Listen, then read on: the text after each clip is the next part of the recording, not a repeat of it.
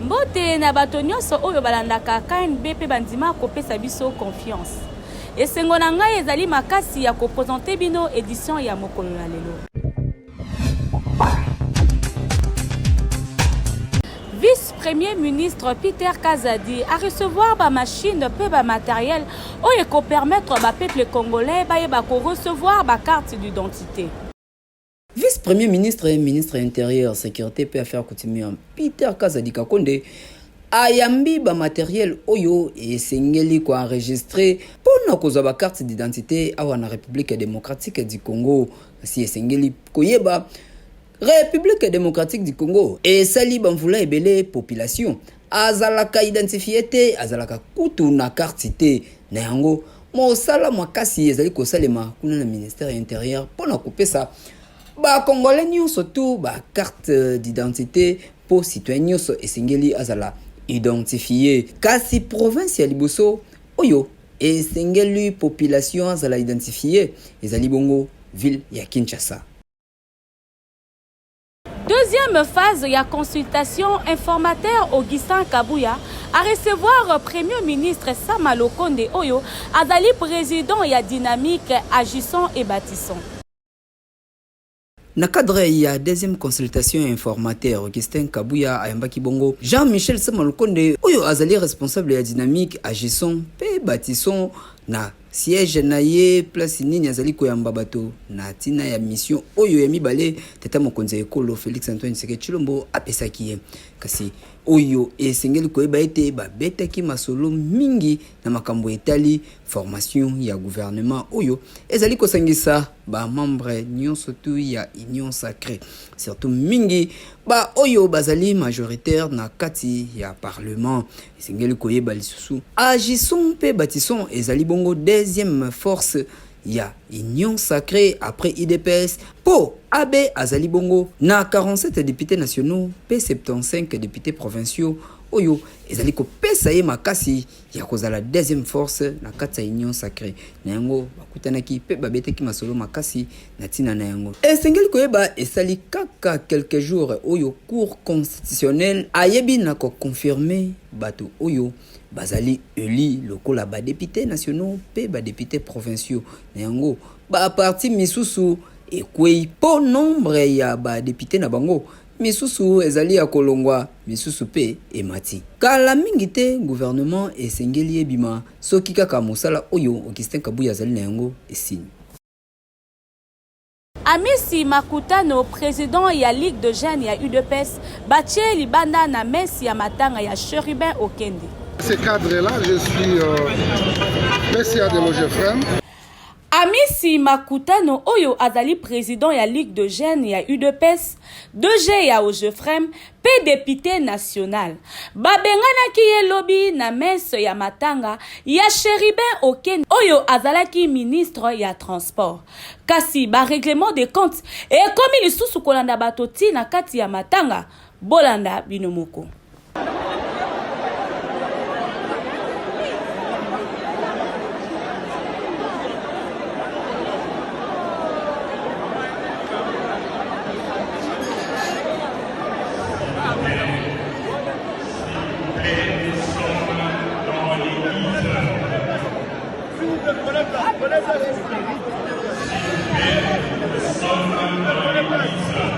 C'est à ce cadre-là, je suis PCA de l'OGFREM. Chérubin fut le ministre des Transports. C'est la tutelle de mon établissement. Ça, c'est le 1. Et donc, nous avons senti la méchanceté des gens. Nous sommes venus compatir. À part d'abord d'être ministre, c'est un grand frère. Et donc, voilà. Je ne suis pas venu ici pour faire de commentaires, je suis venu participer au deuil, à la reconnaissance de la personne qui a été la tutelle de l'établissement où je suis responsable. Et bien entendu, c'est un sentiment de mesquin. Mais je sais que moi je participais aujourd'hui à la messe parce que je garde de bons souvenirs de la personne. Ça c'est de un. Et deuxièmement, il fut quand même cette autorité qui a pu responsabiliser notre établissement. Et donc, ça ne vaut pas de la peine de faire beaucoup de commentaires. Mais j'ai compris la méchanceté et surtout le mativisme de certains jeunes qui voulaient. Peut-être qu'ils en vivent à Missi de loin. Ils m'ont vu en chair et en os. Et je n'étais pas pressé, mais j'étais prêt. Matanga ezali esika ya pasi ezali esika ya kolela. Ndenge kaka Bible eloba bolela na ba oyo bazali kolela, pe bo sepela na ba oyo bazali kosepela. Moninga tango aponi kolela na bino esengelaki. Botika ye ayeba ko compatir na bino kasi. Oyo ya kobenga na ye ayeba kolela na mosika ezali kotalisa bolingo te.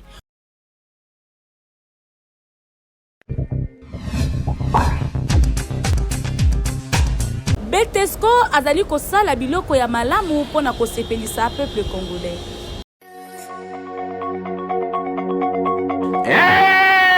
Mayonnaise mayo ezali mayonnaise kitoko pimbo esalami pona babota nyonso mayonnaise mayo bazali kobenga yango na Kinshasa supu ya baangelu.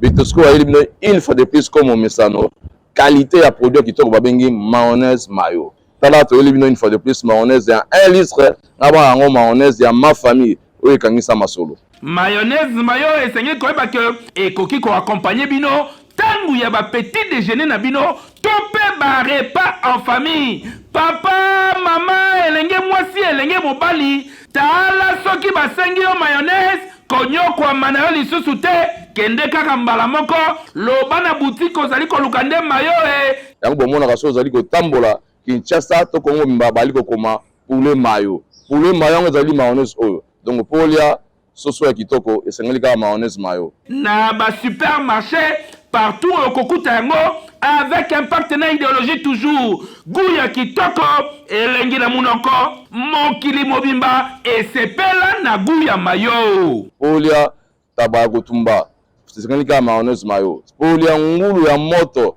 esengeli kaka mayonnaise mayo makayabo bakali na kitoko mayonnaise mayo anniversaire mariage na yo eloko nyonso kosala mayonnaise mayo koyi kozanga te.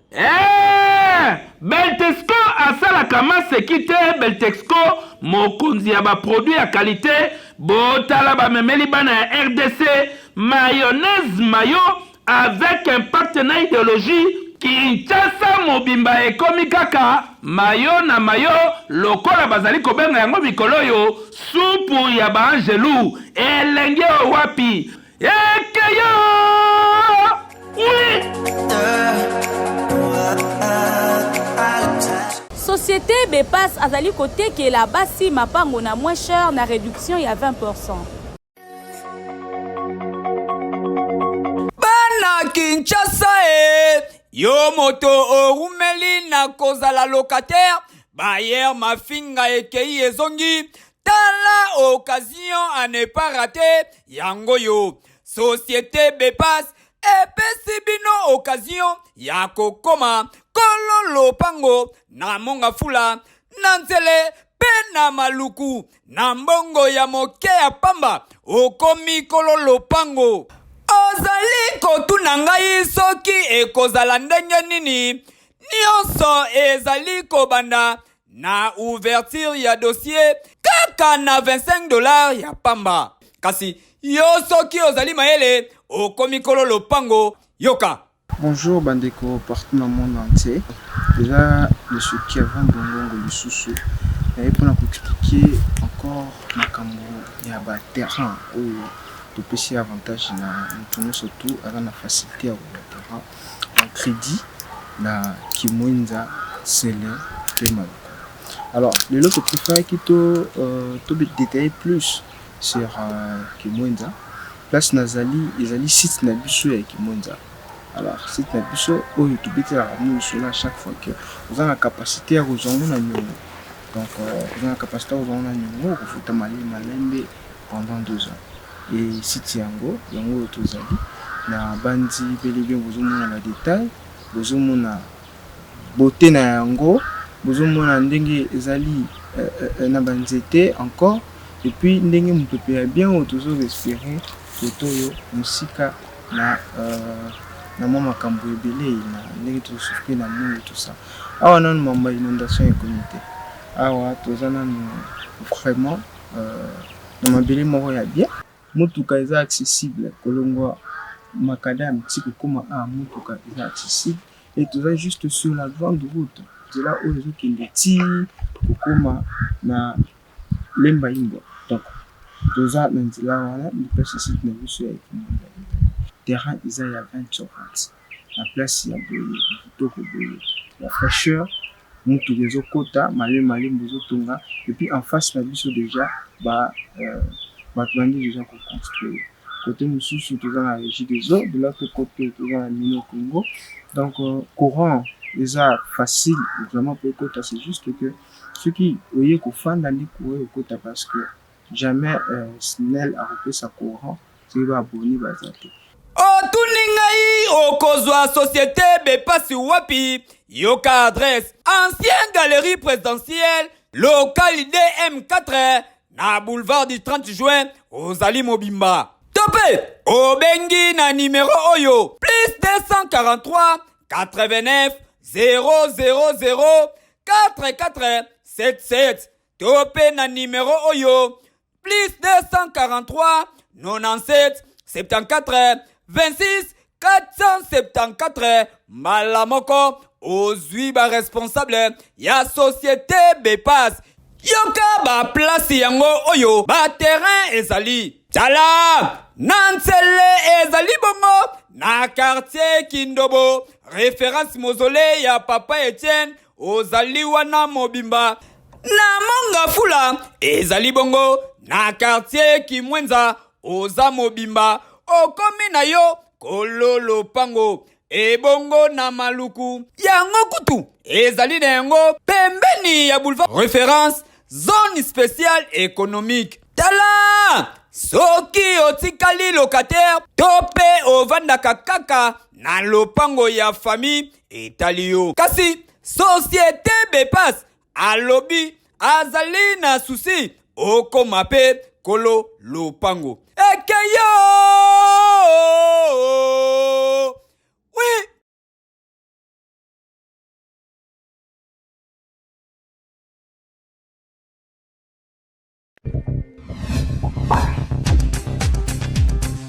Nous voulons mettre au point la situation de la chaleur dans la ville de Kinshasa. Vice-ministre ya santé Serge Emmanuel Olen apesi conseil pour la période oyo tozali ko traverser ya ba moi makasi neti lifelo. Esengeli na population ayeba komela mai ebele kolia pe suffisamment kovanda na esika ya malili. Kasi pona bato oyo bamelaka alcool apesi conseil alobi na place ya alcool bo melande mai ebele pambate moi oyo ezali koya na ba malade ebele ba fièvre pe ba malade mosusu bolanda ye moko ndenge azali koloba. Bonjour, nous voulons mettre au point la situation de la chaleur dans la ville de Kinshasa. Comme vous le savez, depuis le début du mois de mars, il a été constaté des hausses de température dans la ville de Kinshasa, obligeant les gens à se poser des questions en sens divers.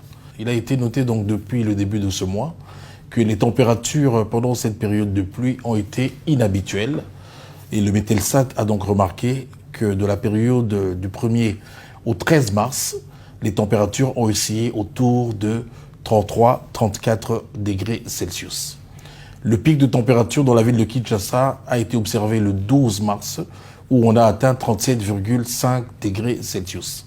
Alors il faut savoir que ces températures qui sont observées au niveau de Kinshasa sont liées à plusieurs conséquences, notamment une diminution de l'absorption et de l'évaporation, mais aussi une circulation de vents qui sont venus de l'Est, donc avec toutes les particules volcaniques. On a quand même retrouvé des vents chauds qui sont venus jusqu'ici dans la ville de Kinshasa, mais aussi la rareté des précipitations. Parmi les autres causes, il est à noter donc justement l'accumulation de tout le gaz carbonique lié à l'échappement, à l'émission des gaz au niveau des échappements des véhicules, mais aussi les différents déchets dans la ville et les industries brassicoles qui ont augmenté le taux de CO2 dans la ville de Kinshasa. Et ça, l'information nous a été confirmée au niveau du ministère de l'Environnement, qui dose de temps en temps le taux de concentration de gaz carbonique dans la ville de Kinshasa. Alors, comme vous le savez, cette hausse de température a des conséquences sur la santé.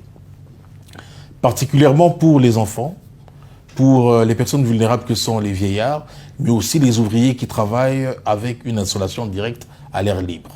Donc pour ces personnes, quand il y a des coups de chaleur comme nous l'avons observé, il se passe ce qu'on appelle une déshydratation, donc une perte d'eau, et spécialement chez les enfants parce que la plus grande partie de l'eau dans le corps des enfants se trouve, comme on dit en biologie, dans l'espace extracellulaire, et donc ils sont susceptibles de s'évaporer quand il y a des hausses de chaleur. Pour les vieillards, comme vous le savez, parfois les vieillards oublient de boire, et donc ce sont des personnes qui ont un risque accru pendant les hausses de chaleur, de la même manière que les gens qui ont des maladies préexistantes comme le diabète. Comment allons-nous prévenir donc justement cette situation? Eh bien, ce sont des mesures préventives. Commencer d'abord par la sensibilisation de notre population. Demander aux gens de ne pas être sous l'exposition directe du soleil parce qu'il y a des conséquences non seulement sur la santé mentale, mais aussi sur la peau et sur tout l'organisme. Parce que cette situation de chaleur va entraîner une certaine nervosité au niveau des gens. Et de la même manière, ça va entraîner une déshydratation qui peut être mortelle si elle atteint des valeurs de 15 à 25%, surtout chez les enfants et les adultes. Mais ce que nous recommandons aux gens, justement, c'est de rester dans des endroits frais, de se protéger et de boire beaucoup d'eau sans attendre la soif. Mais aussi pour les ouvriers qui sont obligés de rester à l'extérieur, notamment les gens qui sont dans les chantiers, les gens qui sont des soudeurs et toutes les autres personnes qui sont à l'extérieur, nous recommandons de porter des couvre-chefs, donc des chapeaux, des foulards pour les dames, et surtout de rester à l'abri d'une insolation directe parce que ça agit aussi sur la peau à cause des rayons ultraviolets que nous avons. Mais il faut aussi garder à l'esprit que ces ultraviolets ont un effet aussi sur les yeux, et donc nous recommandons aux gens de porter des lunettes solaires et d'éviter de regarder directement les rayons de soleil. Mais aussi pendant cette période de hausse de température, nous recommandons d'éviter l'alcool, parce que l'alcool va entraîner que l'on puisse uriner de temps en temps et donc entraîner aussi, à cause de l'effet diurétique qu'il a, une déshydratation qui risque d'être dangereux. Évidemment, il faut aussi bien se nourrir, il faut se reposer, se mouiller de temps en temps pour éviter les effets néfastes de la déshydratation. Pona ko vivre malamu esenge na bino ko respecter ba condition nyonso oyo ya pesi pamba te la santé n'a pas de prix. Oui. Colloque international, deuxième édition, déjà Ebandaki avec un partenaire idéologie, le 20 déjà, Masolo Ebandaki Kitoko et Sikanini, ba panéliste ya malonga oyo ba grand styliste lokola Chérie Sam, Mama Fifi Bitilix yazalaki wana, pe koko ya ba mannequin nyonso tu awa na République démocratique du Congo de Chris Kabeya. Bazalaki esika ba beteki Masolo Kitoko na coordonnateur ya AMCD Amigo Star Masolo betamaki moto na moto alobaki expérience na ye. Kasi deuxième journée et salami lelo jeudi 21 mars 2024 esika nini Masolo ezali kobetama na ba problème nyonso tu oyo engagaka ba acteur de la mode awa na République démocratique du Congo ba styliste ya lolenge na lolenge bazalaki wana pona kobeta Masolo la glode alobaki boye tango batunaki motuna naza styliste modéliste couturière assistante na ISTK natangisaka bakuru etangi mode et naza patronne ya marque Liarc. Donc lelo nazaki na esengo makasi ya kozala parmi ba panélistes na colloque mode international 2024. Oyo soutem na biso eza acteur de la mode ou influenceuse apport na biso na mode congolaise et tout. Donc Ponanga, en tant qu'acteur de la mode ou influenceuse, nakoloba biso vraiment a tobetana nous masolo ya made in Congo te. Mais tant de made in Congo za biloko esalemi na Congo. Yango na tuni question kuna tant on intervenant qui est-ce que toloba kaka made in Congo parce que sali moi télé na on a cité otie na mo machine na moko otungi mo libaya moko nde yango wana fo benga made in Congo. Donc on n'est pas encore prêt à cause la made in Congo parce que toza na ba industrie te. Toza incapable ya ko produire même 500 millions de tenues pour nous là tisata Kinshasa. Ce que ce to bito là tisa Congo. Donc wana et comme il faut ça la magie, to benga miraculous, aya ça la magie. Donc c'est un peu ça. Il y a le baiser belé, mais non, ça l'a vraiment beaucoup c'est. Il y a important et ça, to bengi bino, boya et belé, lobby, vendredi, na samedi, na village Chentemba, boya et belé, boya encourager, bande konabino, couturier, styliste, oh bazo bunda, pour na makamango et comme tout comme rappel, tout comme appelé Made in Congo.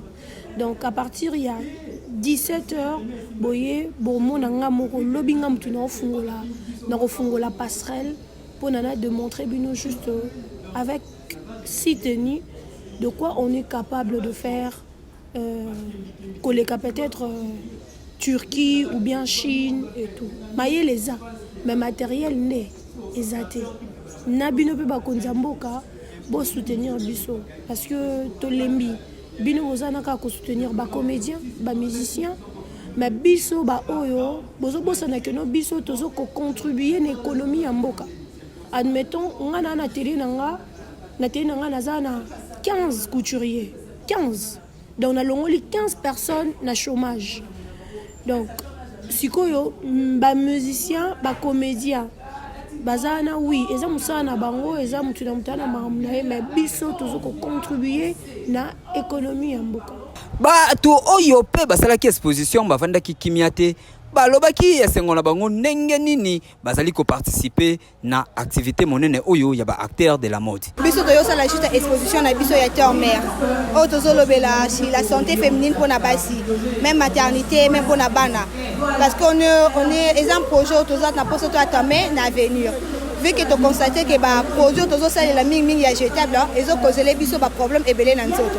Par rapport à tout ça, on a voulu créer Ozali terre mère. Par rapport que non, il y a un toza ba couche réutilisable. Peut-être que pour na ba qualité est bien pour les réutilisables. Au lieu d'acheter quelque chose peut-être au Moussambon belé, mais avec ça, ça va t'économiser. Par rapport à ça aussi, par rapport à ma malade, ils ont comme les biso par rapport à ma bonne génique. Et puis nous on a voulu ça la créer terre mère.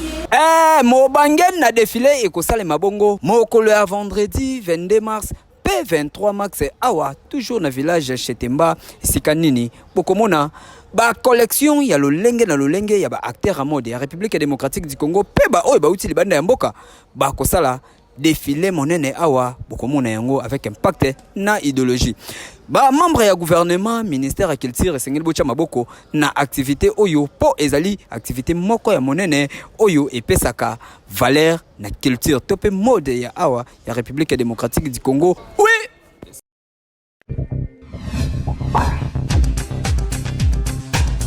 Troisième jeu africain oyo ezali kobeta manakra 2024.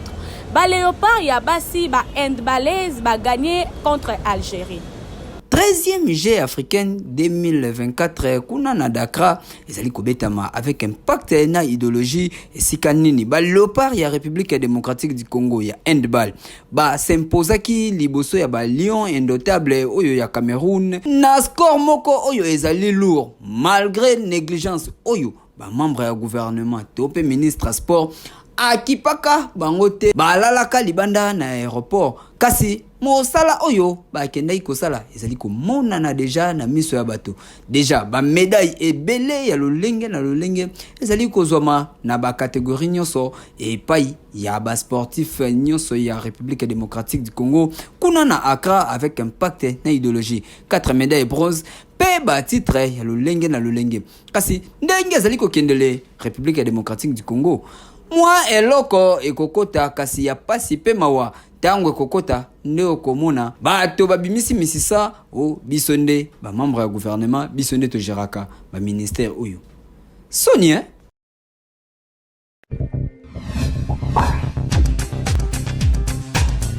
ba réalité oyo tokomi ko vivre na ville province ya Kinshasa na tina ya ba facture ya mabala oyo komi exagéré bolanda ba parents ebele na Kinshasa awa bazali kolekisa tozali kokamwa ezali coutume to pe ezali nini oyo ekoma kosalema awa na ville ya Kinshasa ba facture ya mabala eleki motuya surtout mingi kote kamwisaka makasi balongola na bango kolema bakotisa groupe électrogène bakotisi kabelo na place ya Kitambala toyebi te soki TV yango ekotela wapi e remplaça nini pasi pe mawa okomona bakomi pe bien na facture o nyonso esengeli kopesa en espèce bakinois bavandi kimia te tosololaki na bango balobi nga na koki oloba eza vraiment pasi pe mawa nanu parce que genre ya ba comportement oyo nezosala ki basi biso basi leo na banda kutotula po mobali musala azosala peut-être batofuta ye $100 batofuta ye exemple $200 aofuta na ndako aokangisa mbongo mokolo nini po asomba groupe électrogène na munene asomba congélateur o basengi na dot eza symbole dot eza eloko ya bokoko eza tradition eza eloko oyo basengaka na libala vu que bancêtre na biso na spiritualité na famille ba accepter que mobali oyo aza ya mwana na biso aye na porte aboyi kokota na nina fenêtre aboyi abebisa mwana na biso aye na signe ya respect apesi biso baboti respect biso pe poto reconnaître ye l'ancien temps même ezalaki okoluka kaka makasi oluki ntsamba oye nango na famille ya mwasi bazwi donc symbole bamoni lobi bamatanga famille ezalaka bamabala famille eza soki na kota famille mwasi ndeko bali to limatanga kota famille mwasi to mutabeli ezosenga urgence ya mbongo moko boye siko na famille ya mwasi wana mutu aza na monta wana aza te mobali aza nango seka kokanga motema pesa te vike bino bosenga kai dot ya $5,000 bosenga kai mutuka na dot makoki ya mutu dot eza exagération te. En plus, c'est que botala aspa motu ndenge alataka ndebino bokotia dot non. Oh moi mbalo azana mituka minene to senge ka dot moko monta moko boza ki oteka mutuka ne moko na yo pesa. Là c'est l'égoïsme. Et ça bien te vraiment ba parents ba changer pour ba tout lisaba na bango basi. C'est la piaka. Hein? Il y a d'autres choses faut comprendre il y a piaka ba famille. Parce que na ba tant eleki ba parents ando ya rata msubena likasu tsamba moi taba moi nini babali mwasi yo ya taba osenga groupe électrogène na libala na mboka groupe électrogène salaka bando ça la kolema bando ça nyonso nini tant to komi nango le temps est tellement difficile que ba quand ça ko bonga na sima mwana biso pe makambo bo aussi sa classe na ba temps est très difficile moyen ngozo mona na te yo mo peut zo mena to balata o lukana no pata tabu ba 5,000 yo pourquoi que ça 5,000 na cause autant mususu ba 5 ans kuna ukisa monga libala mkoni na sombe ya papa bango mutuka mkoni ni groupe mkoni TV mkoni raison pour laquelle ba fion ba mo telinga na kabwe mtobala bango azati ko tozo ki ma charge so ina pesi na accepter ko pesa on yalo kola ndeko mo utai ko souffler ngai abizo ko utekelinga TV na sombi TV na tsena ndako na yo ta TV pa na ngai. Lorsque vous me bozote kelanga mutu na prix de 5,000 admettons que na CPI coupé ça 5,000 wana ça veut dire c'est fini ngana bino to kabwani wana na peso 5,000 ça veut dire beaucoup fait là bol sala nini na ko yate pe na pesa l'autre et c'est un peu de changer eza vraiment eza bien te vraiment et wana ezala raté wana baza ba famille le crosso et te kitambala etikala kaka kitambala eloko wana soki nga na moni bango nayebi te na koloba nini leta zwa kaka swe na bango eza kitoko te papa mama ntango ozali kosala facture yebaka oteki mwana te yebaka obalisi mwana po lobi mpe okoki kozala na problème mobali wana akoki mpe koasiste bino kasi kopesaka facture ya motu ya boye ezali lokola otekeli mutu TV na ndako na ye yo libane okotikalaka jamais koyaka kotala yango soki mpe oza na problème pour régler yango kuna soki alingi aye soki pe alingi te afandi na ye po botekelaki ye mwana Kinshasa eleki partout oui bye. donc to voter. TikTok na biso ya mokolo na lelo. Bébé Jiska. Oui, Gaga. Nzambe nanga. Yo yebisi mama wana nini ozo panza panzo sango kuna. Yebisa ngaina. Na mungili vema batu balingana bombo la mutete vema. Batu mungili balingana bombo la mutete. Bolam ni oyo sailaki oya décevoir yo. Ata yo moya Gaga. Na ko senye faire na repasser. Ayebisi nga offert na bango ebima libanda te. Malamu nazwela mba na yo sani na yo repasser.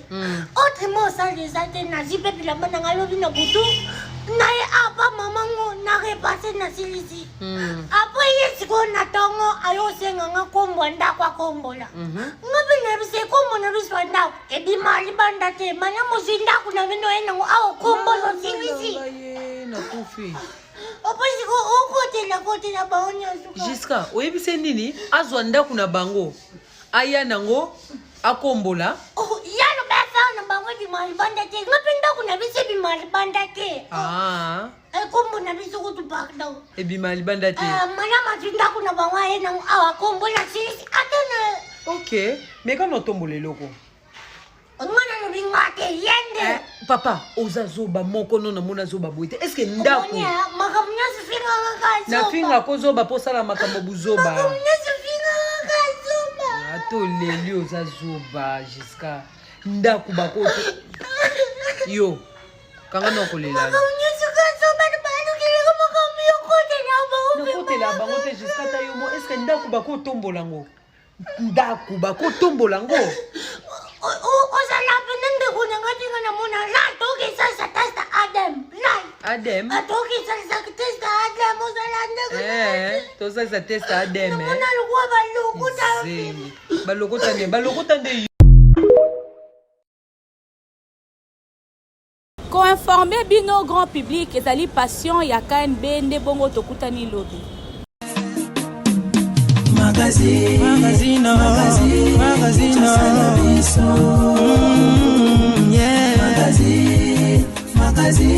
Kinshasa na biso, réalité ya banaki, réalité ya banaki.